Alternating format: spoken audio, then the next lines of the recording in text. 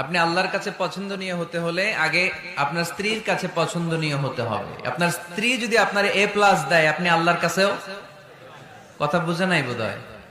আপনার বউ যদি আপনারা দেয় A+, আল্লাহ দিবে কি?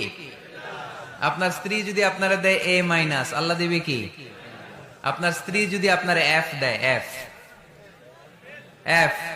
ওই যে ফেল, তো আল্লাহ কি দিবে? আজকে যে ভাবিরে ধরবেন, কি দিবা? কও কি দিবা? হ্যাঁ, ওই যে বিয়া করে নাই A+। তো স্ত্রীদের সাথে বিষ্ণু ঈসা ইসলাম অনেক খুনসুটি করতেন, অনেক ভালোবাসতেন স্ত্রীদেরকে। আম্মাজান খাদিজাতুল কুবরা আত-তাহেরা রাদিয়াল্লাহু তাআলা আনহাকে বিষ্ণু ঈসা ইসলাম এত ভালোবাসতেন, তিনি বলতেন, রুজিকতু হুব্বাহা, আমি খাদিজার ভালোবাসাকে আল্লাহর পক্ষ থেকে রিজিক হিসেবে পেয়েছি।